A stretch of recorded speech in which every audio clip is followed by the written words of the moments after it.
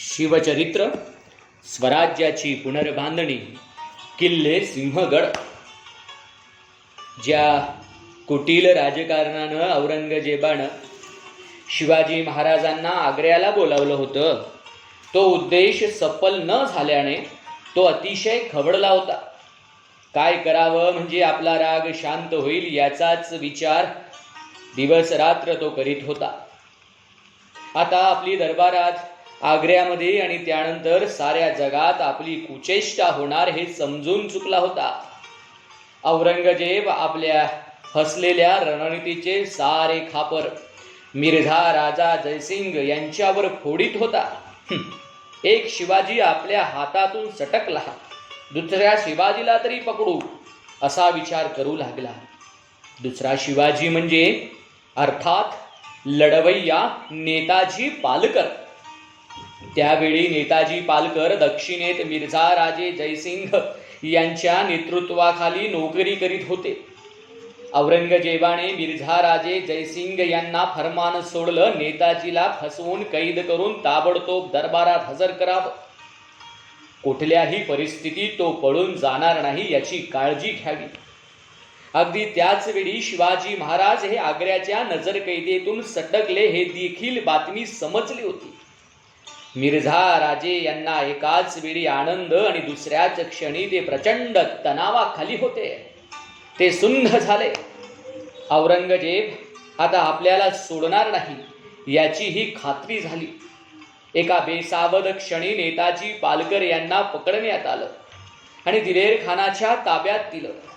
तेथून त्याला आग्र्यात नेण्यात आलं.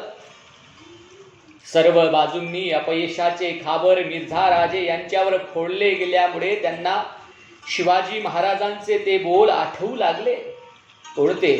तुम्ही तुमची निष्ठा, पराक्रम, स्वाभिमान बादशहाच्या पायाशी ठेवण्यापेक्षा स्वतंत्र राज्याचे, देशाचे स्वप्नवृगी बाळगा. त्याची मोठी आवश्यकता आहे. आपण आपला हयातीतला प्रत्येक क्षण हा बादशहाच्या सेवेसाठी रुजू केला. त्याचे फळ काय मिळाले?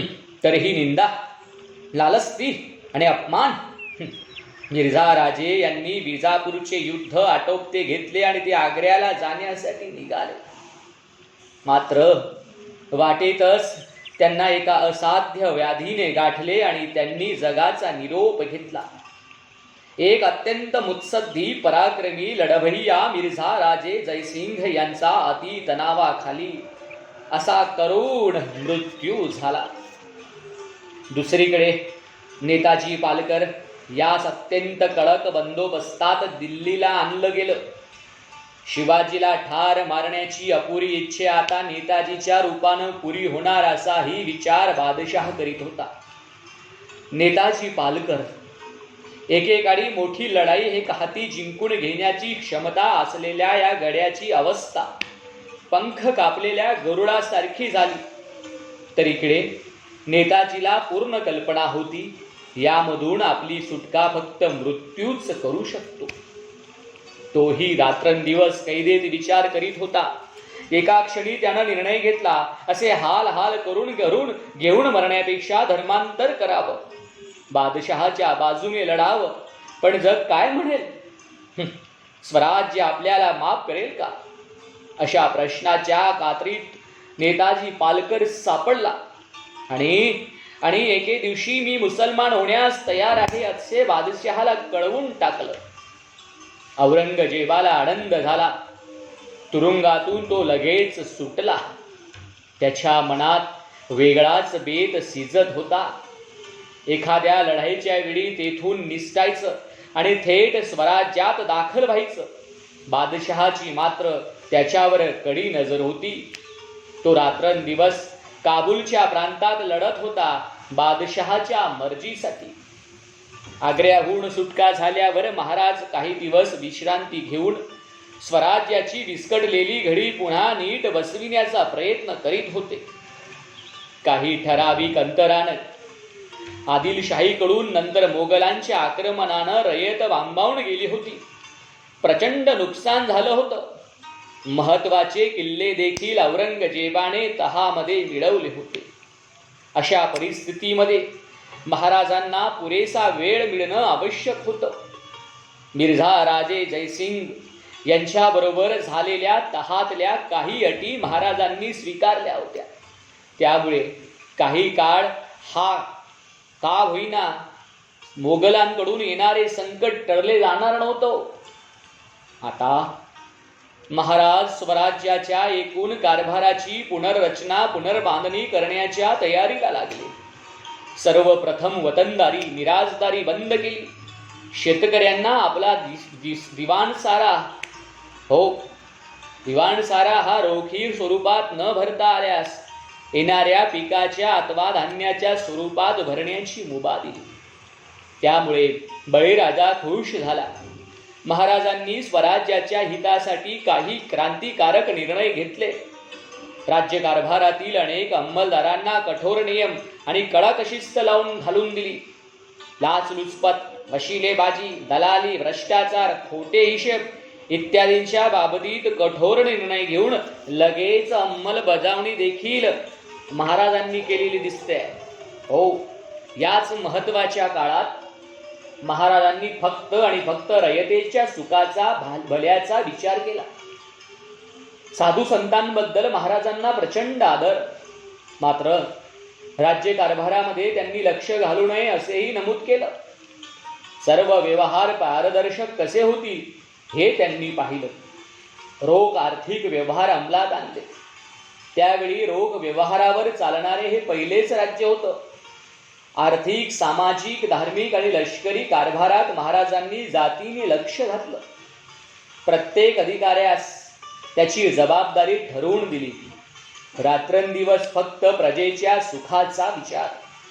कधीही सत्तेचा दुरुपयोग केला नाही की सत्तेचा उपभोग घेतला नाही. शिवाजी महाराज हे खरोखरच हिंदवी स्वराज्याचे उपभोग शून्य स्वामी होते. राज्याच्या अंतर्गत आणि प्रशासकीय व्यवस्था मजबूत केल्यावर महाराजांचं लक्ष आरमाराकडे लागलं. इंग्रज, पोर्तुगीज, डच आणि सिद्धी यांच्यापासून भविष्यात स्वराज्यास धोका उत्पन्न होऊ शकतो हे महाराजांनी पुरतं जाणलं होतं. त्यांच्याच बंदोबस्तासाठी, त्यांच्यावर नजर ठेवण्यासाठी सागरी किल्ले बांधणं, आरमार मजबूत करणं हे आवश्यक होतं. त्यासाठी महाराजांनी कोळी, भंडारी, आगरी अशी काही शूर मंडळी निवडली. त्यांना रीतसर लष्करी शिक्षण दिलं. स्वराज्यात दाखल केलं. आरमार बळकट करणं, युद्ध नौका उभारणं हे काम जोरात चालू झाले. त्यावेळी महाराजांपाशी 160 युद्ध नौका होत्या. नवीन नौका बांधण्यासाठी मालवण, विजयदुर्ग आणि रत्नागिरी येथे कारखाने उभारले. समुद्रावर सत्ता गाजवायची असेल तर युद्ध नौका सक्षम करणं हाच एकमेव मार्ग महाराज जाणत होते. कोकणाच्या टोकावर गोव्यात पोर्तुगीजांचं राज्य होतं. ते उखडण्यासाठी महाराजांनी खूप प्रयत्न केले. मात्र त्यांना अपयश आले. गोव्याहून महाराज राजगडावर आले. हे समुद्री सैतान नेस्तानाबूत करायचे तरी कसे असा विचार करीत असतानाच जंजिराच्या बळकट किल्ला आपल्या स्वराज्यात आल्यास या शत्रूंवर जरब बसेल काही मनाशी पक्के ठरून महाराज निघाले. जंजिराच्या दिशेने, सिद्धीच्या दिशेने. इसवी सन 1669चा हा काळ होता. जंजिरा म्हणजे पाण्यातला किल्ला. या किल्ल्यात एखाद्या विषारी नागासारखा वेटोळे घालून बसलेला खतरनाक सिद्धी फत्ते खान या जंजिऱ्याच्या बळकट आणि अभेद्य सागरी किल्ल्याच्या जोरावर त्यानं पश्चिमी तटावर आपली सत्ता गाजवली होती. अशा तोडीचा किल्ला अन्यत्र कोठेही नसल्यानं एखाद्या अपरिचित राजासारखा सिद्धी संपूर्ण समुद्रावर सत्ता गाजवीत होता. या जंजिऱ्या किल्ल्याला 17 बुरुज आणि किल्ल्यात तोफा किती होत्या तर तब्बल 600. त्यात एक तोफ होती, तिचे नाव कलाल बांगडी. कलाल बांगडी तोफ. त्यातून सोडलेला गोळा हा साधारण 1 कोस पर्यंत पडायचा. या महाभयानक सिद्धीच्या हाताखाली अतिशय क्रूर आणि धिप्पाड देहाचे हबशी होते. किनाऱ्यावर जाऊन तेथील प्रजेला त्रास देणं, लूट करणं, कत्तली करणं हाच एकमेव उद्योग हे हबशी सैनिक करीत. असा हा महत्वाचा जंजिरा किल्ला स्वराज्यात दाखल करण्यासाठी महाराजांनी प्रचंड मोहीम आखली. महाराजांनी जंजिऱ्या जवळचा मुलूख जिंकला आणि मराठे सैन्य जंजिऱ्याच्या दिशेनं निघाले. मराठ्यांच्या तोफा गरजू लागल्या, तटबंदी खिडखिडी होऊ लागली. अखेर सिद्दी फत्तेखानानं महाराजांना शरण येण्याचं कबूलही केलं. मात्र फासे उलटे पडू लागले. सिद्दी फत्तेखानचे सहाय्यक सिद्दी खैरियत आणि सिद्दी संभूल यांनी एकाएकी आपला लढा अधिक तीव्र केला. प्रचंड प्रतिकार झाला. त्या दोघांनी तर फत्तेखानालाच कैद केलं. ऐनवेळी औरंगजेबाने सिद्धीला आरमारी मदत पाठवली. त्यामुळे नाईलाजानं महाराजांना ही मोहीम अर्धवट सोडून पुन्हा राजगडावर परतावं लागलं. जंजिरा हातचा गेला म्हणून त्यांना खूप दुःख झालं. याच दरम्यान पाताळ येंती औरंगजेबाचे एक एक भयंकर उद्योग महाराजांच्या कानी पडू लागले. औरंगजेबानं अगदी हुगडपणे हिंदू धर्माच्या विरुद्ध कठोर भूमिका घेतली. मुघल स्वराज्यात असलेली मंदिर देवळ जमीनदोस्त करण्याचे आदेश औरंगजेबानं दिले. त्यासाठी स्वतंत्र काजी अधिकाऱ्याची नेमणूक झाली आणि पहिला घाव पडला वाराणसीच्या काशी विश्वेश्वरावर, तर दुसरा घाव बिंदू माधववर. पुढे सौराष्ट्रातले सोमनाथ मंदिर फोडलं गेलं, लुटलं गेलं. हिंदूंची जणू अस्मिताच जमीनदोस्त होऊ लागली. तीर्थक्षेत्रे नासवण्यात आली, तर अनेक जणांना मुसलमान म्हणून बाटवण्यात आलं. तरीही स्वतःला मोठे लढवय्ये समजले जाणारे रजपूत, बुंदेले, पंजाबी, गुरखा सारे खाली माना घालून अन्याय सहन करीत होते. औरंगजेबाने मांडलेल्या या थैमानाचे पडसाद इथे राजगडावर उमटत होते. ज्यावेळी जंजिऱ्याच्या सिद्धीला औरंगजेबाने सहाय्य केलं, त्याच वेळी महाराजांनी ठरवलं होतं की पुरंदरचा तह मोडीत काढायचा. आणि आता तर औरंगजेबानं केलेल्या या अत्याचारामुळे त्यावर शिक्कामोर्तब झालं. क्रूर कर्म्या औरंगजेबाला नेस्तानाबूत करायचं हे ठरलं. भवानी तलवारीला नव्याने धार लावली गेली. ती आता तेजानं तडपू लागली. आता मोगलांविरुद्ध महाराजांनी रणशिंग फुंकलंय. त्याची सुरुवात कोंढाण्यापासून करावी असंही ठरलं. स्वराज्याची राजधानी राजगडापासून कोंढाणा किल्ला फक्त 6 कोसांवर वसलेला आहे. कोंढाणा किल्ला हा महत्वाचा किल्ला. मात्र पुरंदरच्या तहात तो अगदी स्वस्तात मोगलांना द्यावा लागला होता. याचं दुःख महाराजांना होतच. या कोंढाणा किल्ल्यावर मोगलांचा किल्लेदार उदयभान राठोड या रजपुताचं राज्य होतं. उदयभान अतिशय कडवा लढवय्या होता. त्यामुळे कोंढाणा जिंकणं अतिशय कठीण होतं. राजगडाच्या एका खिडकीतून कोंढाणा सहज दिसायचा. मात्र तो स्वराज्यात नाही याचं शल्य महाराजांना होतंच. जिजाऊ साहेबांनी देखील हा किल्ला स्वराज्यात असावा असं वाटे. एके दिवशी कोंढाणा मोहिमेबद्दलची एक महत्वाची बैठक राजगडावर आयोजित केली गेली. अनेक सरदार दाखल झाले. त्यातले एक कोकणातले सुभेदार तानाजी मालुसरे, पोलादपूर जवळच्या उमरठ या गावचे सुभेदार. याच तानाजींनी अफजल खानाच्या स्वारीच्या वेळी मोठा पराक्रम गाजवला होता. कोकणातल्या अनेक मोहिमांमध्ये त्यानं महाराजांना साथ दिली होती. तानाजी फक्त एकाच देवाला माने, तो म्हणजे शिवाजी महाराज. या बैठकीत महाराजांनी आपला मनसुबा बोलून दाखवला आणि एका क्षणातच तानाजी उठला आणि महाराज तुम्ही काय बी काळजी करू नका, कोंढाणा मी घेतो असं बोलून महाराजांकडे आपली पूर्ण सहमती दर्शवली. तानाजी मालुसरेला महाराजांनी आशीर्वाद दिला. तानाजीच्या मदतीला त्याचा सख्खा भाऊ सूर्याजी पाठीशी होता. तोही तानाजी सारखाच शूर आणि धाडसी. तानाजीने कोंढाण्याचा पूर्ण अभ्यास केला. वेढा घालून नव्हे तर गणिमी काव्यानंच आपण हा गड जिंकू शकतो याबद्दल त्याला विश्वास होता. निवडक असे 500 मावळे घेऊन तानाजी आणि सूर्याजी यांनी कोंढाण्याच्या दिशेनं कूच केलं. कोंढाणा काबीज करण्यासाठी तानाजीने दिवस नाही तर रात्र निवडली. माघातल्या वद्य नवमीची ती रात्र म्हणजेच 4 फेब्रुवारी 1670ची रात्र. कोंढाणा किल्ल्यावर उदयभानूची कडी गस्त असे. पहारा देखील कडक असतो. स्वतः उदयभानू जातीने दिवसातून अनेक वेळा किल्ल्यावर गस्त घालत असे. तानाजीने हे सर्व जाणलं होतं. किल्ल्यात प्रवेश करण्यासाठी मार्ग फक्त 2, पुणे दरवाजा आणि कल्याण दरवाजा. मात्र इथे प्रचंड पहारा. अगदी मुंगीला देखील प्रवेश करता येणार नाही इतकी तयारी. तेव्हा तानाजीने सरळ पश्चिमेकडची दिशा निवडली. याचं कारण बाकीच्या तुलनेत या दिशेला पहारा तसा कमी. याच पश्चिम दिशेला सरळ आभाळात घुसलेला डोनगिरीचा तासलेला हुबा कडा आणि हाच डोनगिरी कडा चढून रणकंदन करून गणिमी काव्यानं किल्ला जिंकायचा असे ठरलं. याच दरीच्या पाहित्याशी रात्रीच्या वेळी अस्पष्ट हालचाल चालू होती. 500 मावळ्यांची आणि तानाजीची. हत्तापर्यंत या बाजूने फक्त वारा गडावर चढलेला असेल. सर्वप्रथम 2-4 मावळे बडकड दोरांच्या माळाने घेऊन वर वर वर वर चढले. नंतर ते दोर खाली सोडून उर्वरित मावळे आणि तानाजी वर चढून आले. नंतर एक एक करून 500 मावळे गडावर चढले देखील.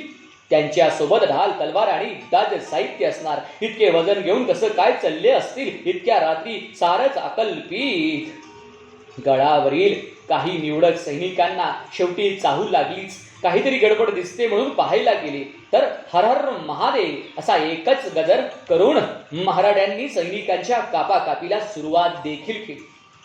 हे मराठी आले तरी कुठून आणि कसे याचा विचार करण्याआधीच एका पाठोपाठ गडी मरू लागले. अंधारामध्ये अंदाज येत नव्हता. मात्र उदयभानूचे सैन्यही खूप होतं ना. उदयभानूला ही बातमी कळाल्यावर तो चवताळून ढाल तलवार घेऊन बाहेर आला. मी हा गड अजिंक्य ठेवला, इतके पहारे ठेवले, सर्व परिश्रम फुकट केले असा विचार करून तो मराठ्यांवर तुडून पडला. अंधारामध्ये एकच हलकल्लोळ झाला. तब्बल 1500 कडवे मोगल सैनिक आणि 500 मर्द मराठे वीर प्रचंड रणकंदन. या कोंढाण्याच्या बडकट किल्ल्यावर हे रणकंदन घडत होतं. एक क्षण असा आला प्रत्यक्ष उदयभानू आणि तानाजी समोरासमोर ठाकले. दोन्हीही पराक्रमी. आसमंतात तलवारीचा खनखनाट घुमू लागला. इतक्यात उदयभानूचा एक घाव तानाजीच्या ढालीवर कोसळला. हाय दुर्दैव, ढाल तुटली. चिडून उदयभानू तानाजीवर वार करू लागला. तानाजीने त्याही परिस्थितीत हिंमत न सोडता उदयभानूवर वाल घालू लागला आणि एका क्षणी दोन्ही वीर रक्ताच्या सड्यांमध्ये धारातीर्थी पडले. तानाजीला पडलेला पाहताच मराठ्यांचा धीर खचला. ते वेड्यासारखे सैरावैरा पडू लागले. तानाजीचा भाऊ सूर्याजीनं हे सर्व पाहिलं. त्याने डोंगिरी कड्यापाशी जाऊन परतीचे दोर कापून टाकले आणि म्हणाला, जा जा पुढे जा, गणिमांना भिडा, मारा नाहीतर मरा. कुठल्या तोंडाने शिवाजी महाराजांकडे जाणार आपण? मग लढून मरा की झालंच. याचा परिणाम असा झाला की सगळे मावळे परत फिरले आणि मोठ्या शक्तीने जोमाने पुन्हा गणिमांवर तुटून पडले. एकच हलकल्लोळ झाला. उदयभानूचे 500 सैनिक मरण पावले. कोंढाणा सर झाला. कोंढाणा जिंकला. गड जिंकल्याचे महाराजांना समजावे म्हणून गडावर मोठी गवताची गंजी पेटवली. महाराजांना ही बातमी समजली. त्यांना खूप आनंद झाला. मात्र त्याच वेळी त्यांचा बालपणीचा दोस्त लाडका तान्हा म्हणजेच तान्हाजी मालुसरे गणिमांशी लढता लढता धारा तीर्थी पडला. हे समजताच महाराजांना आणि जिजाऊ साहेबांना खूप दुःख झाले. हा गड ताब्यात आला पण माझा सिंह गेला, हे उद्गार महाराजांनी त्यावेळी काढले. कोंढाणा किल्ल्यावर तानाजी मालुसरे धारा तीर्थी पडले म्हणून या किल्ल्याचं नाव पुढे सिंहगड ठेवण्यात आलं. असे नाही, कारण फार पूर्वीपासूनच याच कोंढाणा किल्ल्याचे दुसरे नाव सिंहगड असंही होतं. संपूर्ण राजगडावर खिन्नतेचे ढग जमा झाले. मात्र काहीच दिवसांनी गडावर एक गोड बातमी उमटली. खिन्नतेचे ढग बाजूला होऊन लख प्रकाशात राजगड नाहून गेला. महाराजांच्या राणीसाहेब सोयराबाईंना पुत्र झाला. 24 फेब्रुवारी 1670. त्याचं नाव राजाराम असं ठेवण्यात आलं. असे म्हणतात, बाळराजे राजाराम हे जन्माला येताना पालथे म्हणून आले. पालथे जन्माला येणे हे अशुभ असते असं सारे म्हणू लागले. मात्र यावर महाराज काय म्हणाले हे जाणून घेणं आवश्यक आहे. ते म्हणाले, मुलगा पालथा जन्माला आला हे उत्तमच झालं. आता हा मुलगा दिल्लीची पातशाही लवकरच पालथी घालेल. महाराजांचा सकारात्मक दृष्टिकोन आपल्याला निशब्द करतो. बाळराजांचा पायगुण इतका चांगला की कोंढाणा काबीज केल्यावर महिन्याभरातच पुरंदरही महाराजांनी जिंकून घेतला. मुरारबाजीच्या पुरंदरवर पुन्हा भगवे निशाण फडकू लागले. जय भवानी.